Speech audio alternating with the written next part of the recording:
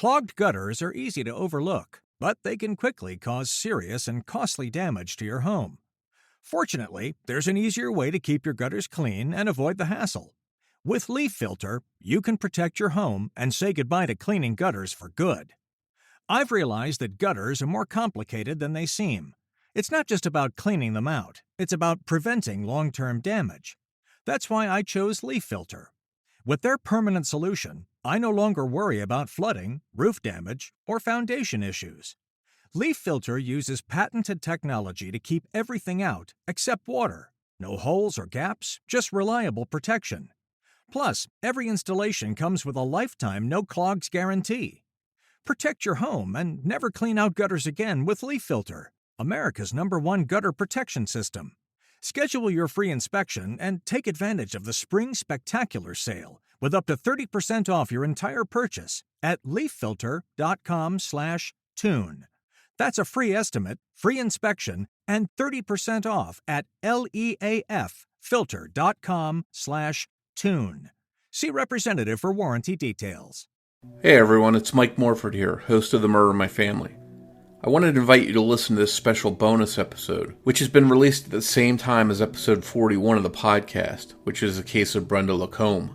In this bonus episode, I sit down with true crime author Dennis Griffin, whose background in law enforcement and his work with the Transparency Project has put him in touch with many family members of murder victims. As we do on this podcast, Dennis, or Danny as he prefers, helps provide a platform for these family members to discuss their loved ones' cases and to help spread awareness for them. His new book is called Survivors: Shocking True Stories About America's Pursuit of Police Transparency and Justice. Danny includes in his book the case of Brenda Lacombe from episode 41 of the podcast, as well as the case of Jack Robinson, who we discussed on episode 24. In his new book, Danny shares a lot of cases that deserve attention. I hope you enjoy this bonus episode and check out Danny's new book. If you're a fan of the work we do here on The Murder in My Family, I think you'll appreciate his book, Survivors. Thanks, and we'll be back soon with an all-new episode of The Murder in My Family. Hi, Danny, and welcome to the show.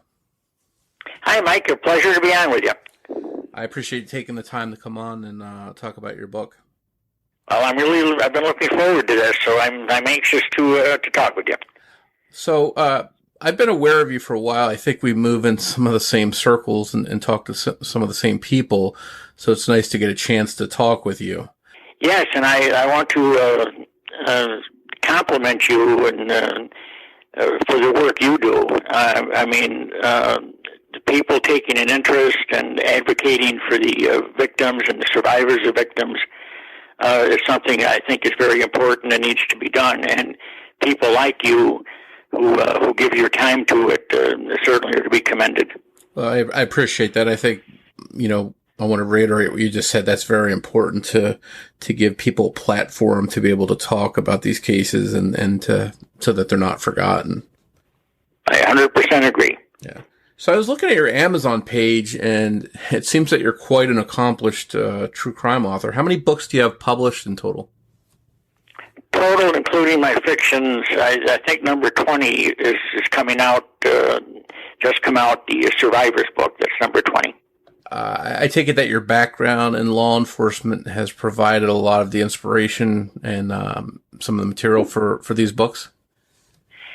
It has. It's provided the inspiration, and it's also on, knowing how things work or are supposed to work, and knowing how to ask questions and have a dialogue with people in law enforcement or people who are dealing with law enforcement. That's all been a great help. And as someone who's been in law enforcement, it's safe to say that you've seen every kind of tragedy and had countless interactions with families of victims of these kind of crimes. What kind of toll does all of that take on a person after a while having to deal with so much of that stuff? Well, some people say that cops end up getting what they call gallows humor and so forth. I guess there's maybe a defense mechanism to not let it get to you. But yeah, you hear, see, and hear an awful lot of things and stuff that's certainly tragic, disheartening, and people deal with it in different ways. I was fortunate in the sense that I went from a deputy sheriff to an investigator for New York State, and once I did that, I wasn't dealing directly with certain situations, and that I really enjoyed that. I mean, it was pretty much all upside for me. I really loved that. Then when I retired and got into the writing piece, and again started dealing with victims, and I have a Crime Wire podcast where we interview and again deal with a lot of the victims and the survivors. Then that all came back, seeing the dark side of things and what happens to people, what can happen to people. So it's, but I'm into it. I could do something different, I suppose, but I really see the issues here, and I think it's very important to hang in there. And the people, a lot of the people that I interview or that are in the book, the survivors book, are people who have encountered obstacle after obstacle after obstacle in trying to get answers about what happened to their loved ones. And I always encourage them to stick to it, although I know it can be maddening and frustrating, and you keep getting your head up against a brick wall. You just want to throw your arms up and, say, this is it, I can't take anymore. And I understand that. I can certainly understand why people would eventually come to that point. But for those who have the emotional wherewithal to keep going, I can't say enough about that and how important it is. And although these aren't my personal tragedies we discuss, as upsetting as they are, I'm not going to encourage other people not to give up and then me give up. So I'm sticking with this, and I'm going to see it through. So the book is Survivors, Shocking True Stories About America's Pursuit of Police Transparency and Justice. Tell us a little bit about the book and what went into making it. Okay, the motivation for the book was, again, a public awareness thing, because I've come to the conclusion, and I believe wholeheartedly, that in order to help balance the playing field for the survivors, there needs to be public awareness. And hopefully, if we can get a wave going, the interest going, we can get legislation enacted that will help balance the playing field. Because right now, a lot of the survivors feel that the playing field is pretty much tilts in favor of a suspect or a defendant, and that the families that are trying to get information are shortchanged. And what we'd like to do is try to get transparency, where the survivors who are fighting the battle of trying to find out what happened to their loved one can get the information they need in an accurate and timely manner. So that was the motivation. And what I did was I reached out to several people. A lot of them were people I'd interviewed on the Crime Wire podcast, and asked if they would be interested in telling their story in an anthology. And I also reached out to some civilian cold case investigators about how they approach a cold case investigation and the obstacles that they see, and suggestions for how to deal with certain situations. So that was the impetus behind the book. And the stories, again, are the stories of the survivors, what they have dealt with as far as dealing with the system, and where they intend to go in the future, still trying to get some, and I don't use the word closure. When you've lost somebody like that, I don't think closure is the right word. Closure almost implies like it never happened and you're never going to think about it again. But resolution, some type of resolution to get those questions answered and then hopefully justice for the victim. My goal in doing this podcast is to give loved ones of murder victims a platform to discuss their family members' cases and to share how they've been affected in the aftermath. Did you sort of approach the book with the same kind of idea of allowing a place where these stories can be told and shared?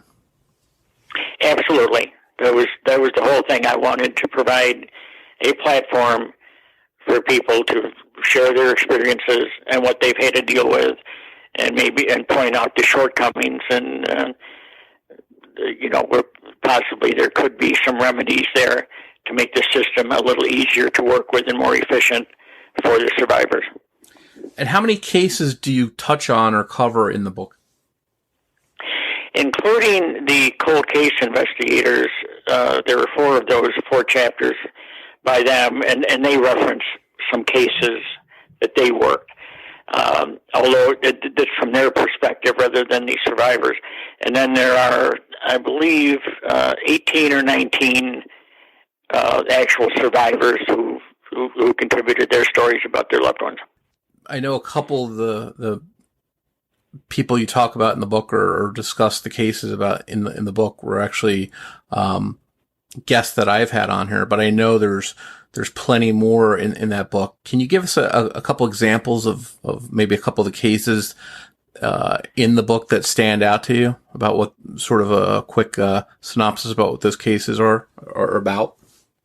Yes, one is one that I personally was involved with as a private investigator, and there was the death of a U.S. Army sergeant named Patrick Rust.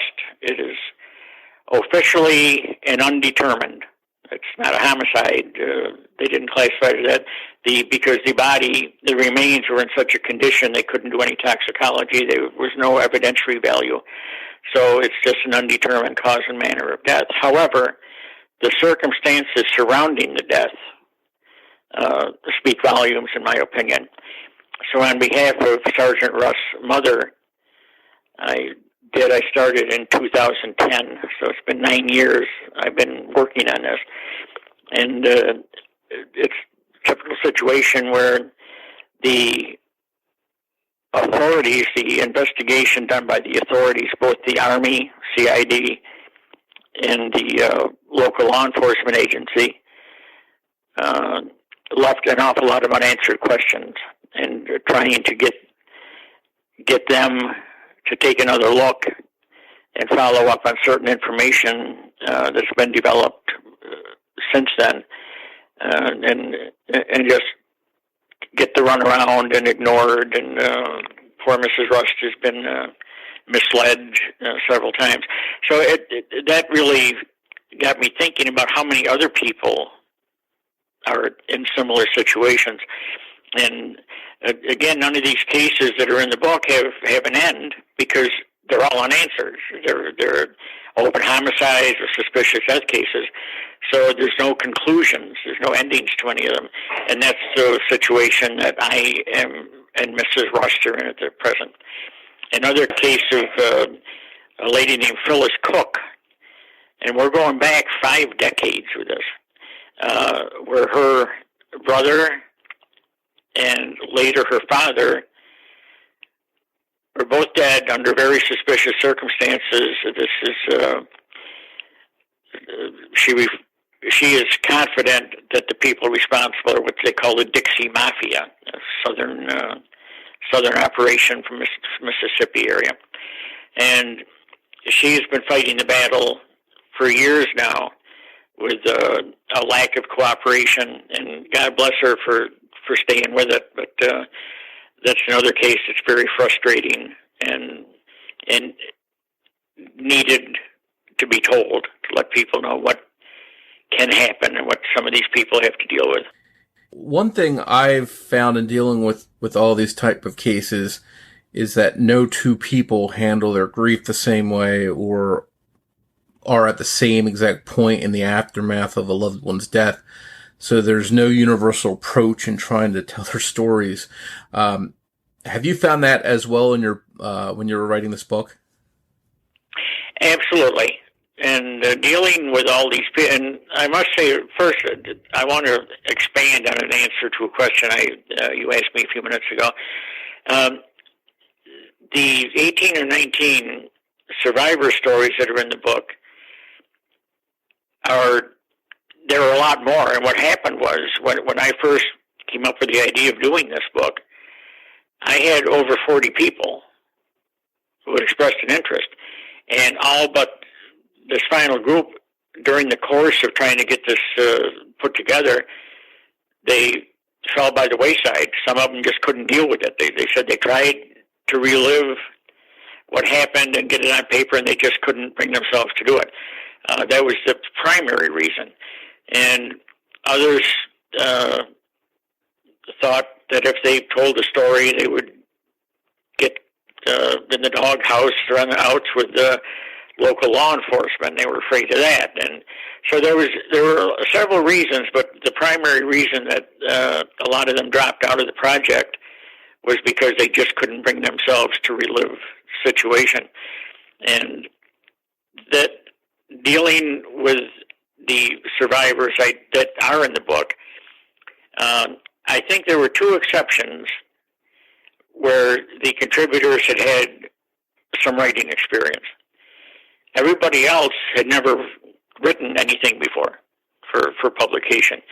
And that was a very time-consuming. I acted as an editor, and it was really time-consuming and a lot of work because the thoughts, weren't in the order that you'd want to see in a finished book or a finished story.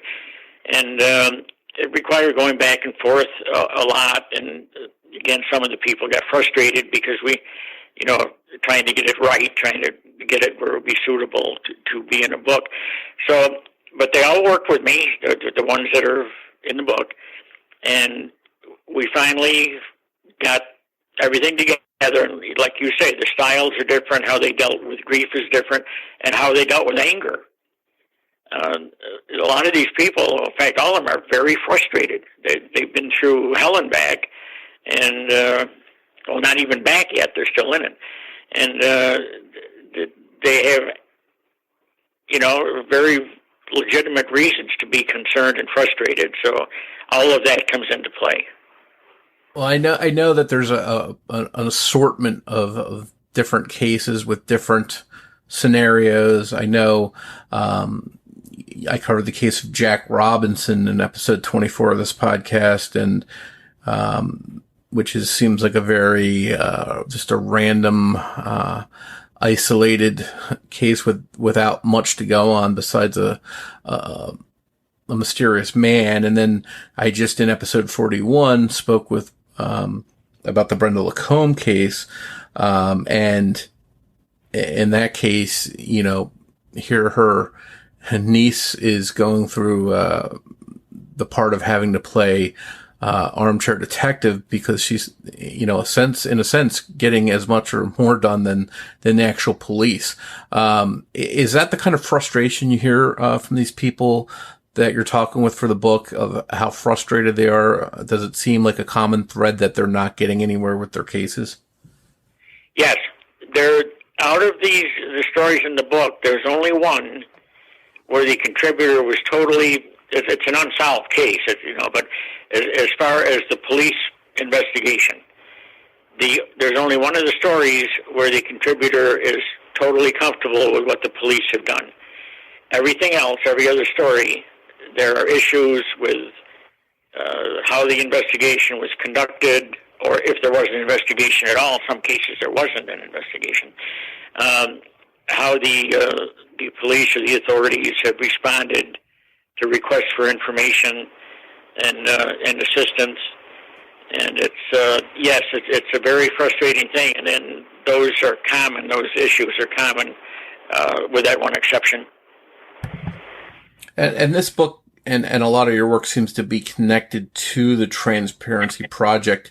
Can you tell the listeners a little about the Transparency Project and how that helps people that are dealing with the tragic and many times violent loss of a loved one? Yes, that's one of the stumbling blocks or roadblocks, if you will, the families encounter in trying to get answers. And it especially applies to situations where the death has been ruled a homicide.